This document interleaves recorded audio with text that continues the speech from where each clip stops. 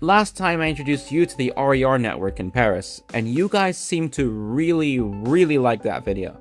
In it, I mentioned one of the newest stations on RER Line E, La Défense, but in reality, that station has long been a key node in Paris' transit system. That's mainly because La Défense is the city's financial district, home to the region's tallest inhabited buildings, shopping outlets, universities, water features, and only Paris' second most famous arch. In this video, we'll check out the area and all the different ways that you can get there.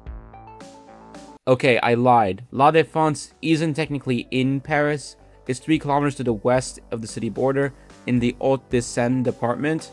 That doesn't really matter much, but I've learned the hard way that if you don't clear those things up, someone's going to write a nasty comment.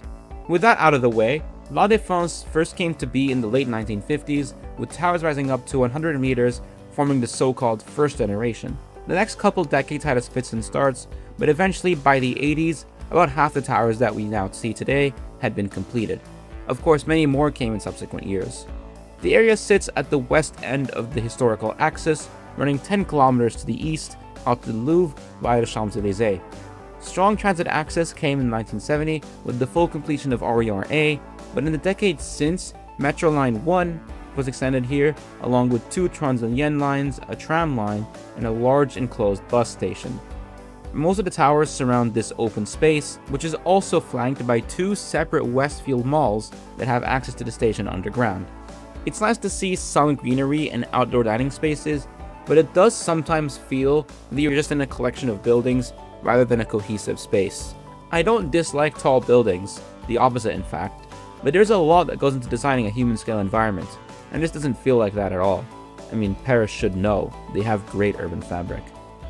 It doesn't help that office occupancy rates have shrunk post-pandemic, which on its own makes the area less active than it once was. There is at least a notable population of students living here, as most of the universities here are business schools, but there are a couple others too. There's also the Center of New Industries and Technologies, a convention center dating back to the early days of La Défense. Amidst all the landmarks is the Grand Arch, which marks the end of the historical axis.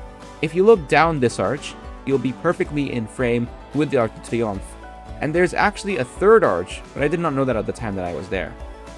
I've heard it said that La Défense is the Canary Wharf of Paris, and I guess that comparison makes sense when you consider that they're financial districts.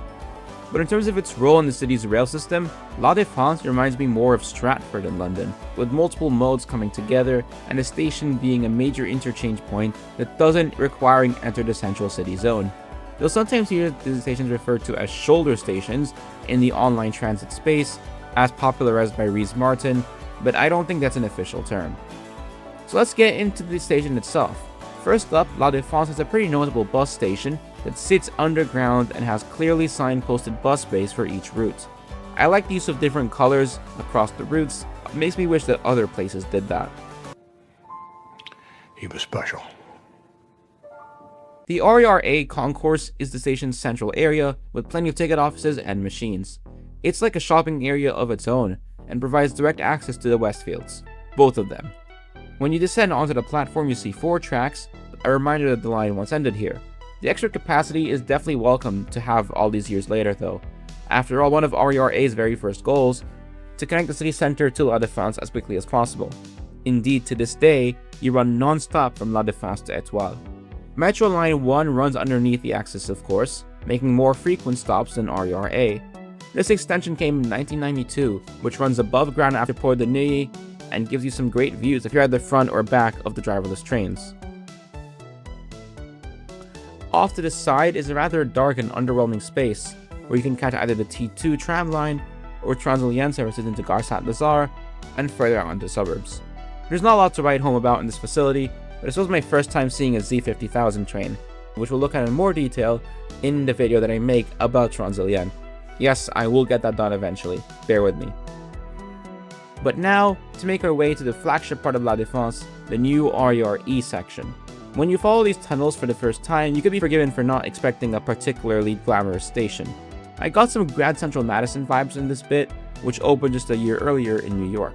But then, as though you're in a Disney hotel, the compression eventually releases into a grand space with wooden floors and striking pillars. Yes, I watch Bright Sun films. I love him. Eventually, La Défense will get a new metro line, namely Line 15, which is a massive circular line that will run fully underground around the city, tying up a bunch of metro, tram, and train lines. The only thing that La Défense really is missing is intercity trains, but it's not for a lack of trying. Around 60 years ago, a futuristic hovering air-cushioned vehicle known as the Aerotrain was tested. It would have first ran from here in La Défense to Sergi, today on the RER-A, but if it had gone to plan, it could have expanded even further. As you can imagine, it didn't ever see the light of day, as they ran into all sorts of design challenges. Sounds familiar? The idea caught wind in the United States, too, during the sort of golden age for American transportation. This was around that time that Great Society metros of the Bay Area and DC were launched, and the Secretary of Transportation at the time, John Volpe, paid a visit to the prototype Aerotrain. The US version was said to be built by Rohr, the very same company that built the first trains for BART and WMATA, but needless to say, it didn't happen. And while the French government at the time was supportive, the 1974 administration killed the project. France then built the TGV, and the rest, as they say, is history. Meanwhile, America, well, they didn't. And they still haven't. That was a bit of an unexpected tangent, but that's pretty much it for this video. It may seem bizarre that this much transit growth is coming to an area that's arguably on the decline. But hey, maybe they can take a page out of some other urban renewal projects around the world and repurpose some of the office towers. That's not as easy as it sounds though. Regardless of how lively the area is, it's still a strategic location in the railway network that will keep it useful, at the very least as a transfer point. And that has to count for something.